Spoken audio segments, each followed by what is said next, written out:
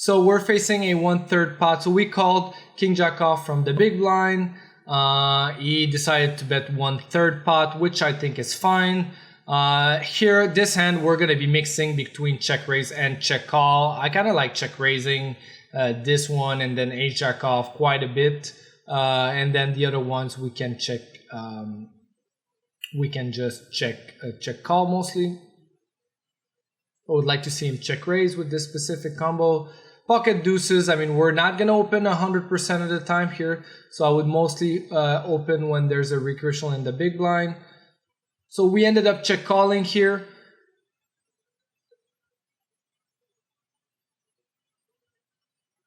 Which I think is also fine, but I would mostly check raise.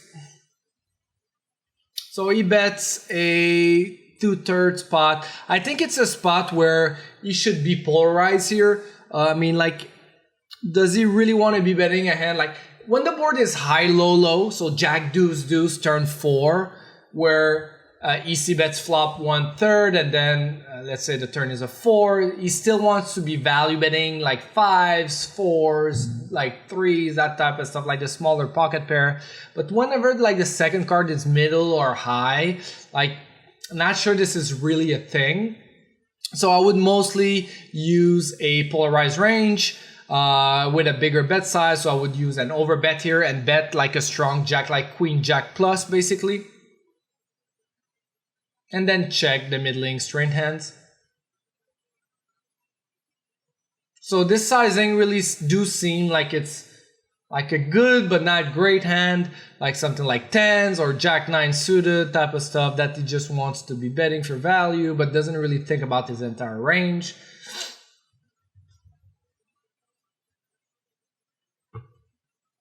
Could even see myself check raising turn there with this specific combo.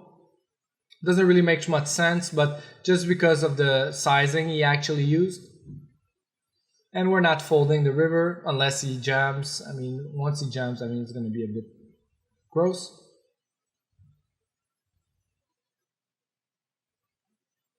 Then he bets pot. Yeah, I mean, like, I do see him betting 9s on the turn. I do see him betting like jack 9 suited on the turn.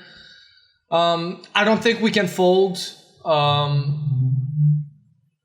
Like, we're not at the top of our range, but again, like, he can have some bluffs. We're under repping our hand. So I don't think like we ever get to fold this. But again, like, it's not great seeing a pot size bet, but there's no way we can fold. Pretty interested into seeing his hand after the turn size. Sometimes people like to bet that turn size with the absolute nuts just because they want you to call, right? Like they say, oh my God, I don't want to be betting huge. I have like 5-6 or I have like 7s, and then on the river, that's where they go for a bigger bet size. I do see that happening sometimes. But I don't think we can fold here.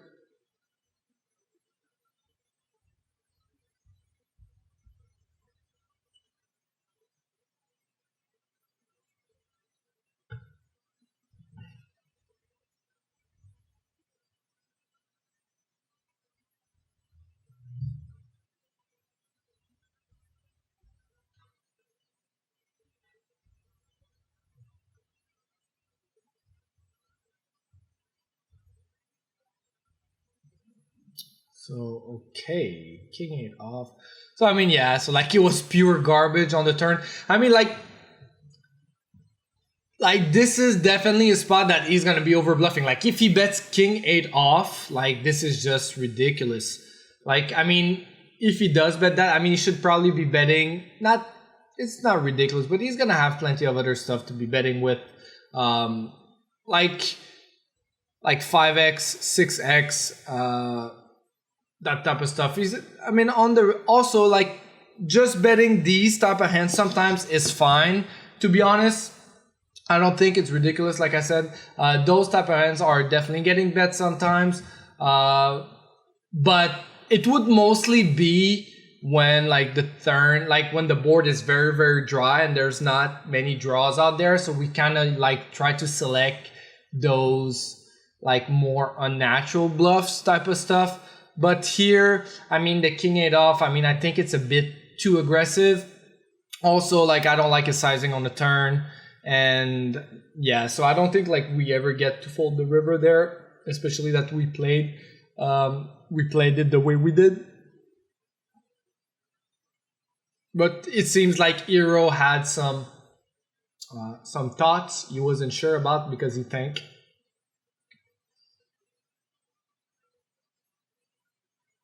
King 4 off, I mean, like, I would open here. Like, if you take a look at the big blind, he's playing 21-18. I mean, he seems on the tighter side, 152 hands. We just have to take advantage of that. I'm not sure what if he has like a blind versus blind steal, but like overall, like here, he seems very, very tight. What did we have exactly? King 4. I mean, it's right on the bottom. Like, I wouldn't go crazy wide, but I mean, I would start opening very wide there because he seems like he's tight and passive. I wouldn't make huge adjustments, but I think like King 4 is a bit too loose, to be honest, but I would definitely think about opening much wider than my original like 43 to 45% open.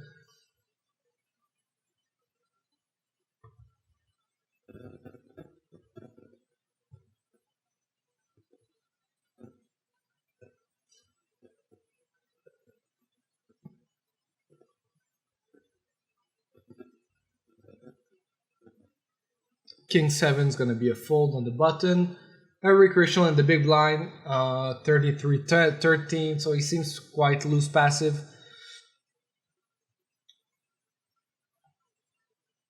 5-8 suited is going to be a open. Jack 8 suited, very close call here, or very close decision. I don't mind the fold. He's playing very tight, so he's playing 23-16, so I don't mind the fold. He's also opening 3x. We're going to have to defend significantly tighter here.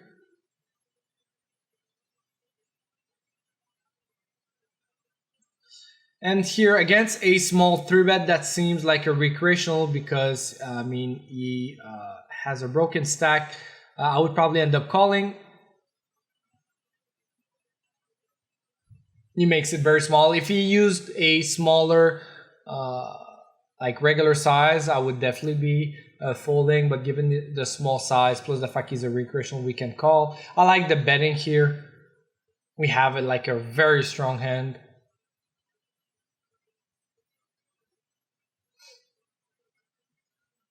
And then he check raises small. I mean, I don't think we can, like, I would just, I mean, we have a hand that's strong enough to be, getting it in, right? I mean, we have a ton of equity against his overpairs and all that, plus, like, he should never really have sixes. I mean, he can have sixes sometimes, but again, like, we have like a ton of outs. I wouldn't mind just calling because the thing here, he makes it pretty small, which is fine. But the thing is that, like, even if we hit our hand, he's still gonna pay us. So I don't expect a lot of fold equity by just jamming. And also we get to keep his bluff in when he is bluffing, which I don't think he's bluffing all that much. So just calling here, I think, makes a lot of sense.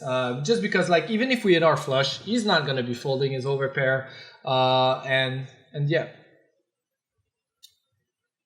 I mean, getting it in is not going to be a losing play for sure. It's going to be a winning play. But I think the higher EV play will be to just call here.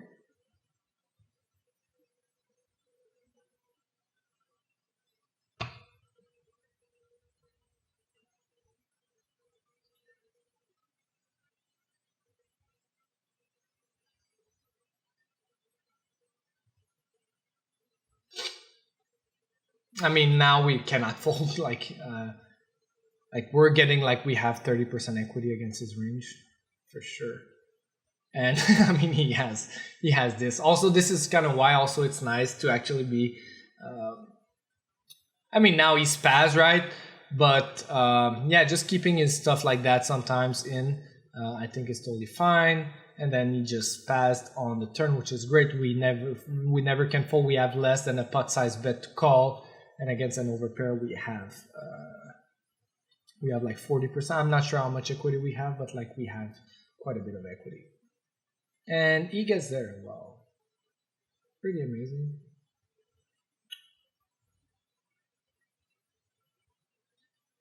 But these are the spots where, I mean, we just shrug it off. I mean, we played our hand well, we got it in great, and he just happened to suck out. We're going to be ISOing jacks here always. Also, like, my standard size would be 3.5, but I would go bigger here just because he's playing 31-12 over 163 hands. So I would probably go, like, I like the fact that he went bigger. I'm not sure what's his standard size, but I would go at least 4.5 to like 6 big blind. We'll take a look at this hand afterwards. So here I think we can do we can check or bet. I mean, this hand do benefit from protection, but again, we're not really gonna make fold hands that contain a spade and all that. Plus, we have 2 overs to the jacks. I think he's gonna be loose passive, so it's not like he's gonna be turning like pocket threes, no spade into a bluff and just bomb turn, bomb river. So we're gonna get to realize some showdown value. So just checking back is fine. I would check back again. And then just get to showdown. And hopefully we win against fives. Let's take a look here.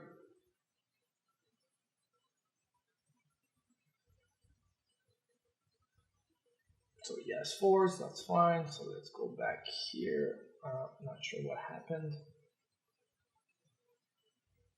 So we open 2.5, button call calls.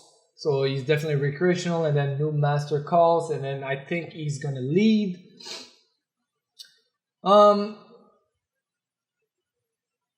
As far as the leading goes, I think it's definitely a thing. I personally haven't studied three-way sims a whole lot. The thing that we have to consider, right, is that now the big blind's defending range just smashes that board. He's gonna have hands like 5-3 suited, 5-8 suited. He's gonna have all the sets, 2 pair like 7-4 suited type of stuff. So it's definitely a spot where a big blind can have a leading range here. Usually when they do, I think they're going to be on the stronger side because he's leading not only into one player. So if he was like small blind, it's already a bit... I'm not sure. The thing is that like here, you're going to be sandwiched into 2 players, us, for example. So I think once he's leading into 2 players, I mean, he's definitely not like doing that with like ace deuce or spade, for example. With our hand pocket tens, I think raising the flop is not a bad option. Calling is okay, but I would prefer raising with this specific combo, to be honest. And if you actually re-raise the flop, I would just be folding. So like raising to like 8.5 bigs and just folding to re-raise is fine. Pretty good third card. So he's going to be checking, and then we're mandatory going to be betting here. And then if we ever get check raise, it's going to be close. Like I would bet like 2/3 to 3/4 spot. I mean, there's going to be many rivers that we cannot value bet anymore. So just going for value here, a half pot to like 2/3 is fine.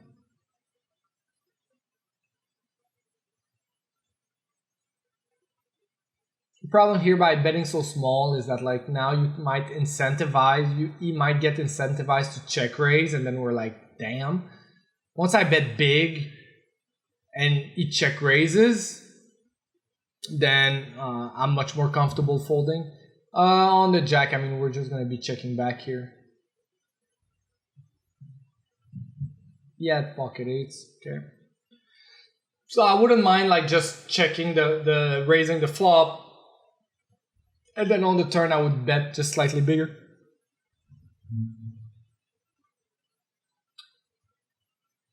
Okay. So let's take a look here. So we have middle position open.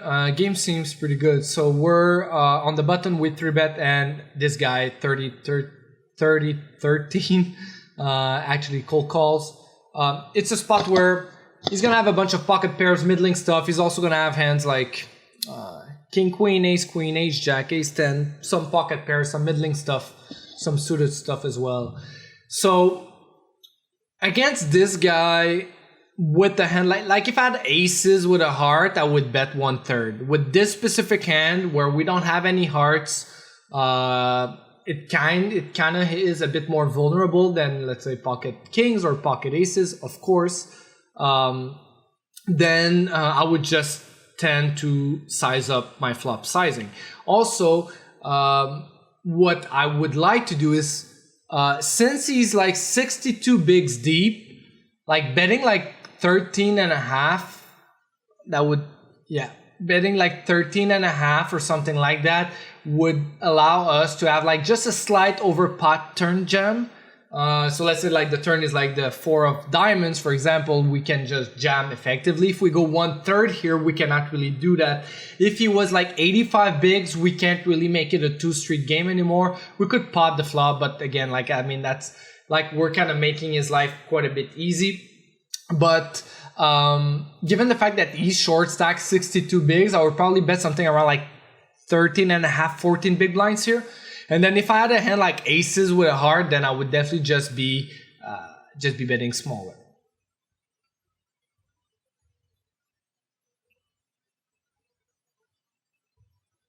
I think that's just a tad too small, because then by betting like 5 big blinds more here, like we can have a decent, like a better stack to pot ratio on the turn, and we can include some jams against these players. I mean, could be pretty good. Also, I would go like pot to scare him off, but something like 13.75 bigs. That's pretty nice. We just get it in. That's great. He's gonna have like a bunch of like 9s, jacks. He can also have like aces and like sets here, but like, I mean, we're more than happy to get it in. Jacks, that's great.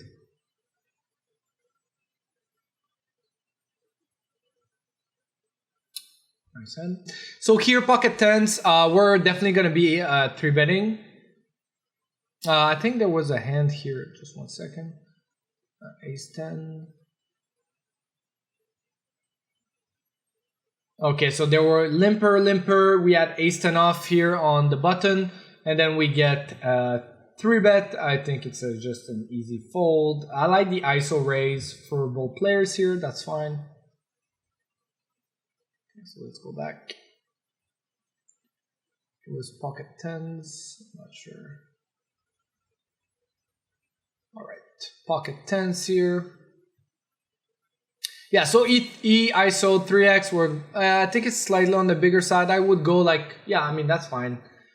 12.5, 13 bigs. Jack 5 suited, it's really close. Jack, yeah.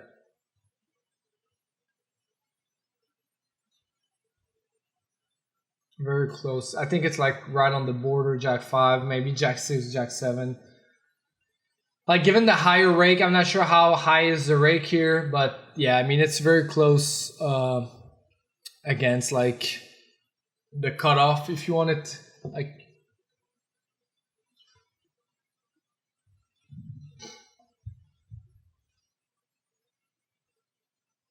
Like, again, I'm not sure about how high the rake is there, but yeah, I mean, it's...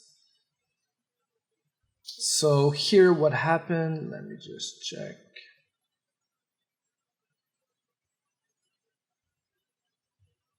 Probably open and call. Yeah, so we open 3x. Ace 8 off is going to be a hand that we're going to be 3-betting and also calling. But this time we called. Not sure if he actually uses a mixed strategy with this hand, because he seems like he clicked the call button pretty fast. So he goes small. I mean, we're gonna have like it's one of these board where I think that we cannot go crazy betting because people will be having like a bunch of like 4x 5x that they know they just need to raise and all that. So I don't think it's a spot where we just get to we just get to be like when the board is like ace 7 deuce, it's much different, you know, because now they need to like continue with like a bunch of like unnatural stuff, if you want to put it this way. But like here, the continuing stuff, like the continuing range is pretty straightforward and all that. Also, like they're gonna find enough raises with like 4x 5x type of stuff, so I don't think it's a spot where people actually overfold.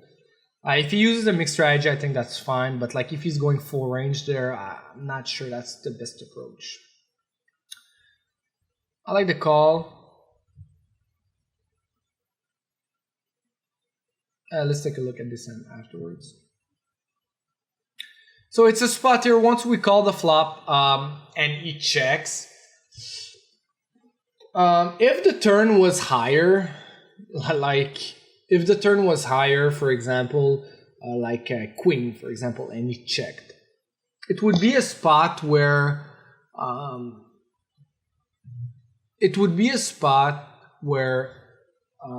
we would have to be polarized. Like we're not going to be betting small, we're not going to be betting like smaller pairs and all that type of stuff.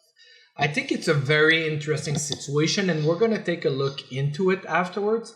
Because when the turn is a deuce, I think that villain, yes, will have some ace x, right? But he's going to have a bunch of like pure give-ups, like queen 8, like king 8, king 7, like all that crap that just c-bet the flop and then wanted to take the flop down and then just are going to give up. So I think on like when the board is high, low, low, turn low, like maybe our pocket pairs, like all of our low pairs might be incentivized to actually be betting here just to clean out all those over cards, you know, because like we're going to have like 3x, we're going to have 4s, we're going to have 5s, 6s, 7s, you know. So to be honest, I'm not sure. This is why I'm pretty interested to take a look into it afterward, like right after the hand.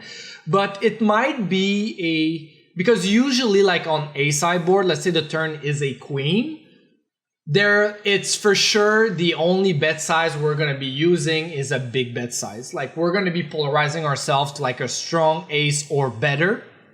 And we're going to be using like a pot or an overbet on the turn here. Because I mean, we're going to be saying like I have like ace 9 or better, and we would want to be putting in money into the pot. But when the board is a high, low, low, turn low, it might make some sense to have a more depolarized betting range here than on a queen turn. So we're going to take a look at the rest of the hand, and then we're going to try to take a look into a Piosim to see how we would approach these type of turns, for example. So here I would like a big bet or check.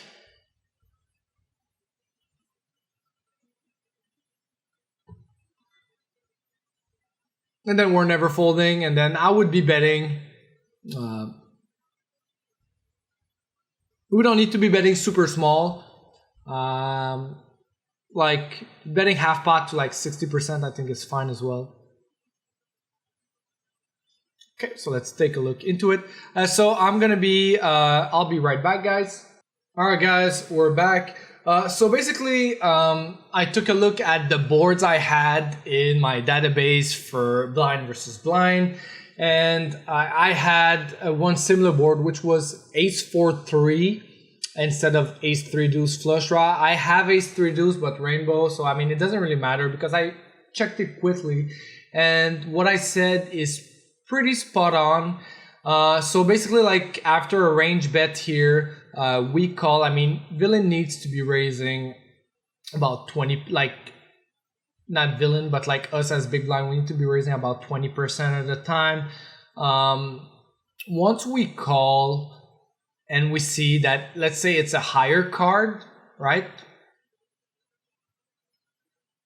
And villain is supposed to only overbet or check, which makes sense. Once he checks, we see that like there's for us, we're basically gonna say we rep, when we do bet, we rep like ace-9 or better. So like we're betting like 2 pairs, of course, and then we're betting a strong ace, which is why we are not betting a whole lot. When we do bet, we do use a big size. But on the other hand, when the turn is low, so let's say it's a 3 of heart, for example, we see that the sizing of villain, so in small blind, actually shifts from over betting only, right? So like when it's a queen, he's over betting only, but when it's a 3, he's pretty much never over betting and only block betting, because again, now you're more incentivized to be betting like 4x. You're also betting more ace-x for value. You're also betting more pocket pairs for value, whereas if the turn is a queen, all those would get checked. You know, like 4x that's betting all that much, but again, like those pocket pairs are getting bet about 25% of the time. We're betting a lot more ace-x, and then we're betting small as well. I thought we were going to be betting a bit more of this, but if we take a look at like a queen, like we're never betting in, like never, ever, ever. Like we're really polarized. Like, I mean, this is villain, but yeah. So like, maybe just 1 second. I just want to make sure that this range. Okay, so this is the range that actually small blind bet. So like he's still gonna be betting some hands, but once we check, we see that, okay, yes, that makes a lot more sense. Sorry guys. Now for us, we are betting way more 4x, right? Like we're betting like 6-4, 7-4, 8-4, king 4. We're betting pretty much all the pocket fives, all the deuces, 6s, 7s. So like we're really going a bit thinner for value. We're not betting that many ace-x, but again, like on a low turn card, we like usually like keep in mind that that happens when it's high, low, low.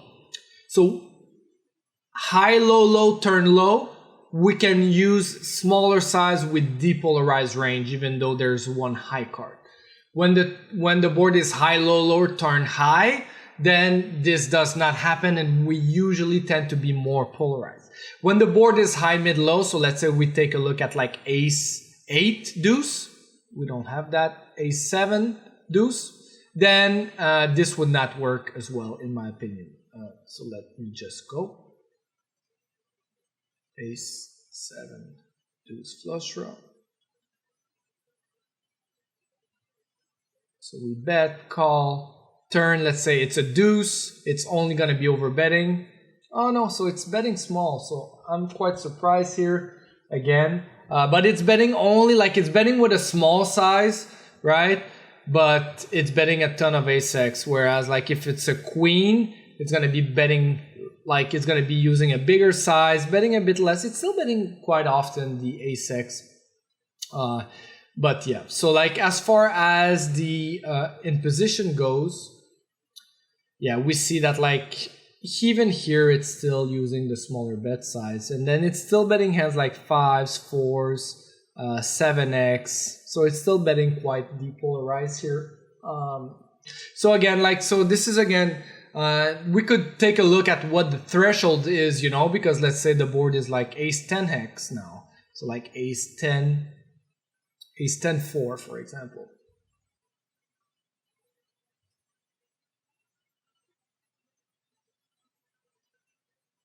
So ace 10 4, we can see that small call. Let's see on a turn like deuce a heart.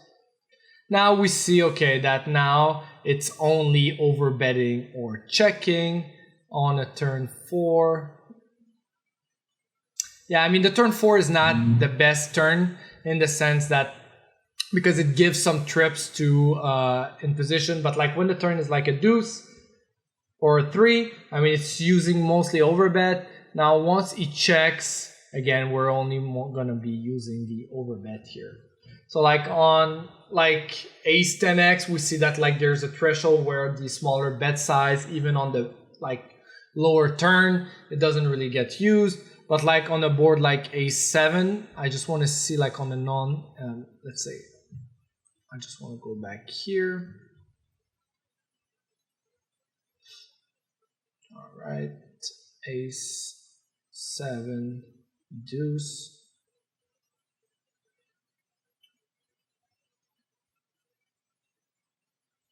Call, say a turn like 4.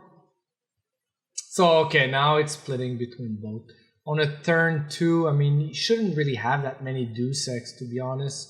But like on a turn 4, it's a bit clearer. Like it's now mixing both. And then here, I mean, okay, so we're still betting, like it's still betting 4x for value, like jack 4, queen 4, king 4, like, so it's going small. But like if the turn is like a jack, then it's never betting small, basically. Or let's see, so it's over betting here, and then here, yeah, we're only over betting. So when it's really like about the turn card, when the turn card is a low, so ace mid low, or ace low low turn low, those are the type of spots where we can be betting a bit more depolarized range and be betting a bit more thinner for value. But when the board is like high high low, those are the type of spots where we have to polarize ourselves as the PFR and also as the pre-flop caller. So I think this was pretty interesting, so let's go back to the footage.